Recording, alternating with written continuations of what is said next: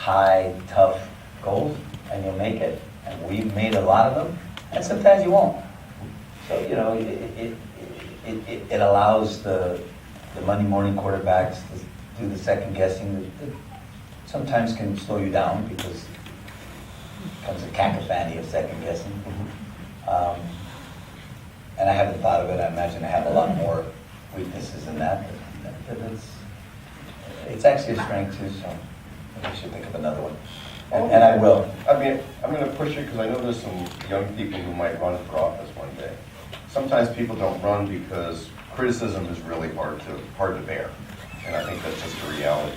When you first started out, if you read a newspaper article that was very critical of you, or heard somebody say something that was very critical, did it take a long time to get to the point where you could kind of push on past that as you got older? It's sort of something you learned to grow When with. you first start out, yeah. When you first start out, you read anything negative about you or hear anything negative, and it's just like, but now, I mean, no, that would be a misrepresentation. You still feel it. I mean, anybody who says they don't is really just throwing smoke. You still feel it, but you push through it much faster. Actually, my kids, they've had to push through it. You know one of them, and two of them. It's also kind of, Do the kids take it sometimes harder than you take it when there's a criticism, when something comes up? Does it affect the kids more even? Yeah, because they're not in office, but I'm very protective of that, all four of them. But even them, it's like, it comes to the dirt. I mean, they've been at places where people were talking about their dad, and they just sit there, and sometimes, if they feel it's appropriate, they'll get in and take them on, and then other times it's just saying, look, what am I going to do? Got a right to his opinion. So I'd say, it still bothers you a bit, but you push on. I mean, first of all, I'm a history major. Nothing they say or write necessarily is what people are going to think 10 and 20 years from now. I know that. Intellectually, you know that. So you just kind of and particularly now with the 24/7 news cycle and how the media particularly have gotten so focused on confrontation with whatever. It used to be a time when you were looking for, if we were writing a book and you were looking for primary references, you'd go to newspapers. More and more people aren't going to do that because that thing on the front page was the biggest controversy. Wasn't necessarily the biggest thing that happened that day. I first started seeing that when I was speaker, and I would do big things, and the thing they were talking about was something that caused a skirmish and a debate, and it wasn't anything near like the big thing. So, yeah, it bothers you a little bit, but it's, in the end, you push through it a lot quicker than in the beginning when, he said that about me? Really? It's hard. Yeah, that's what I'm saying. Yeah. Back then it was, now it's, everybody says, the joke is, at least they're talking about you, right? That's right. They're not talking about you in this business, then you gotta worry. So back in 2008, we had the largest turnout of young voters in modern times. It was tremendously exciting. All across the country, people who hadn't voted turned out to vote. In 2010, they stayed home. The evidence right now is they're not coming back yet in 2012. That's a pretty big deal. I mean, remember back then, people felt like there was this big wave of enthusiasm. Why isn't it coming back, and what's it going to take to get that kind of, especially in these national elections, but even in city elections? You know how low the turnout is in an LA city election. What can I we do had to get people out? 10,000 people on election night in 2005, 6,000 in 2001.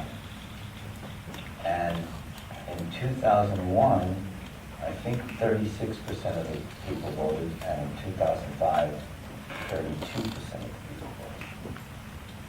As you said, President Obama had, and disproportionately, I had a lot of young voters too. I tell people the first race and the second race, there was a third one, but I was already in 2009. In the first and second race, the one I lost and the one I won, I won kids, the young people. In the first race, I split their parents and I got killed by their grandparents. In second race, I won their parents and I split their grandparents, and that's how That's how you won. That's how I won. I'm concerned, I'm hopeful that young people will vote in big numbers. Nobody has more at stake for the future than young people, and I hope they do vote. Look, what we all gotta know about our democracy is that in the end, it's not perfect. It never is. You know, the people that run for office come from you. We want them to be better than us, but they really come from us, and so they're fallible just like we are. If we get cynical and don't vote and don't participate, we'll kill the greatest democracy that beacon of hope and life anywhere in the world. So we gotta go and vote.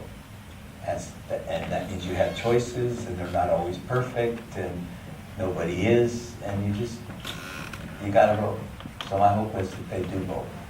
I am concerned that they may not. Yeah, it's really worrisome when you look at the numbers that the people who get discouraged the easiest are the ones who need the election the most. And when you look at the numbers, they're the ones who in hard times say nothing's going to help. So how do you get to people to tell them that something can make a difference when they're fairly convinced that nothing's going to matter, nothing's going to change their lives? That's great. It's very difficult, but you got to keep on trying to bring that message home. The fact of the matter is, when you don't vote, people, they may not listen to you as much when you do, as much as they should when you do, but one thing's for sure, they won't listen to you at all when you don't. And that's why I tell people, we all gotta vote. And, I'm concerned. And I think we should all be. I mean, just the number of people voting overall, not just young people. The poor vote in lower numbers, as we all know. Homeowners vote in higher numbers than renters. I mean, the demographics, to vote such that older people tend to vote, more educated people tend to vote, higher income people tend to vote, and the people that need the government the most oftentimes don't vote numbers they need to. What would you say to people who are young people, say, growing up in the same neighborhood that you grew up in and looking for their prospects, if they want to be involved, if they want to really have a shot to sit where you are today? And what would you tell them that would give them a reason to think they could get to where you are right now? Now, first of all, they could all not only get to where I am right now, they could go way beyond anything I've done. And this still is in America, a place in the world that has opportunity on a scale and scope that we should all be proud of. It's not, and you've seen the studies, we're losing some of that. We're known around the world to be that country, and yet there are now countries where you can start at the bottom and move to the top at a higher rate, and I'm not making that up. It's true. There are a number of countries that way today. But I'd say, work hard, get an education. My mother said, my mother, old school, that part of along with my grandfather, the greatest generation of, my mother used to say, they can never take, you can be poor, but you have to be clean. She always, that was something that she'd always say is, you have to be clean, and she'd always say, they can't take away your education. You got to get an education. I think it's absolutely essential that our kids get an education, and that you strive and not let anybody tell you you can't do it. I mean, when I ran in 2001, you were a political scientist, and you are now.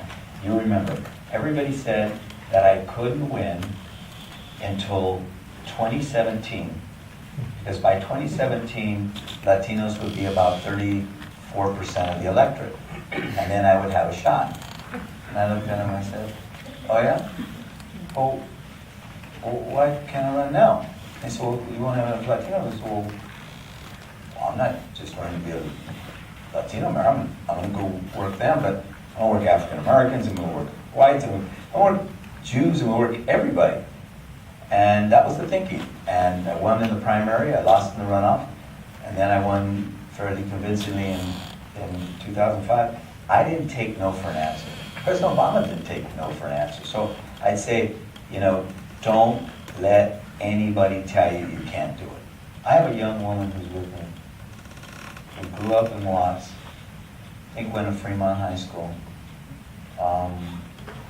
Parents, immigrants, struggling, she went to Berkeley. She's a star in my office. I can't tell you the number of people that work for me, white, Latino, Asian, rainbow women, who started from nothing and have gotten to where they are and will go way beyond.